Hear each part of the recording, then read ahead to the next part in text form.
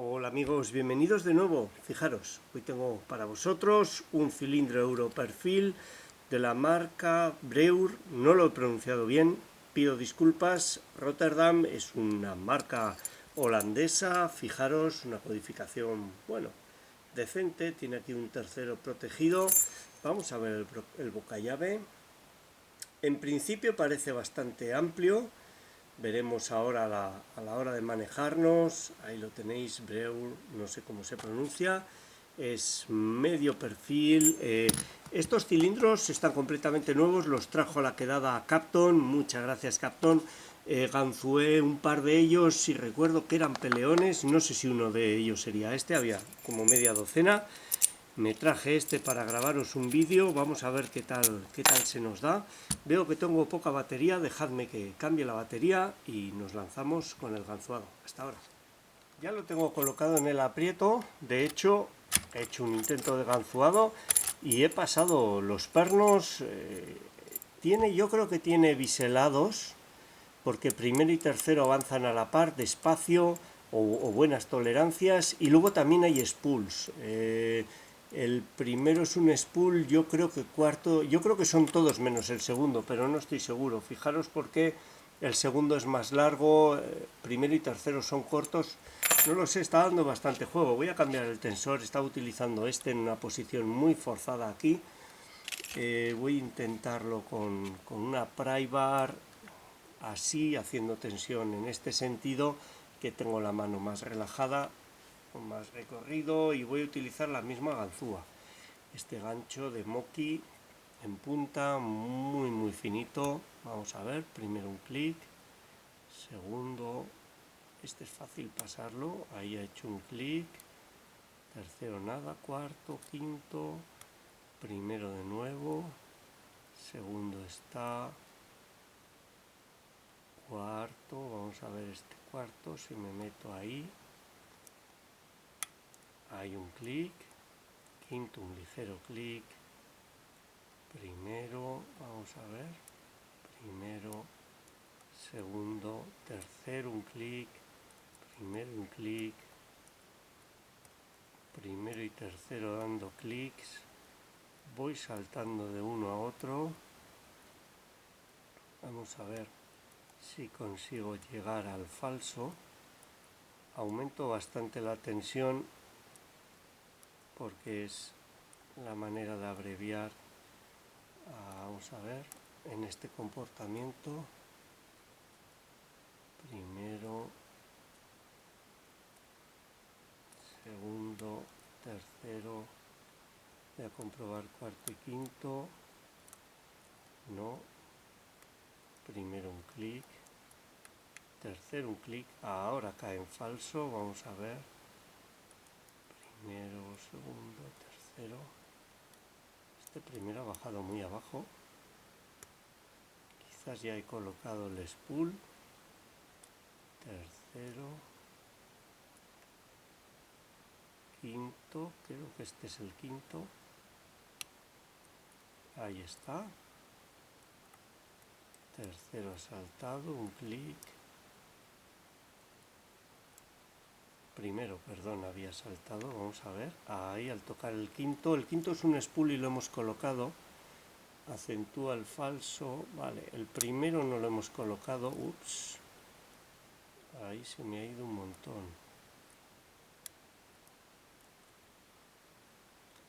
cuarto ha saltado, un clic, quinto parece que sigue en su sitio,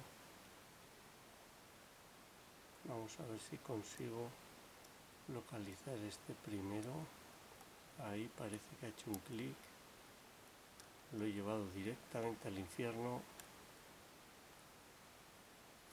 cuarto, vamos a ver, ups, he distensionado ligeramente para buscar el primero y he saltado el cuarto, el primero un clic, segundo nada, tercero ha quedado ahí suelto, cuarto un clic, volvemos al falso, ahí lo tenéis, quinto es un spool, Vamos a ver si me pongo encima. Ahí, quinto colocado. Vale. Primero está, segundo, tercero es un spool. Y ahí estaría abierto. Vaya. Pues me ha dado muy buena pelea en el anterior. En esta también hay un poco de descontrol por mi parte en el orden de colocación de los spools, pero lo tenemos abierto. Mi duda ahora es si hay pernos de seguridad, ya veo que hay, si hay biselados en las primeras posiciones, ese primero y tercero que avanzan a la vez, o son buenas tolerancias simplemente. Vamos a ver cómo podemos...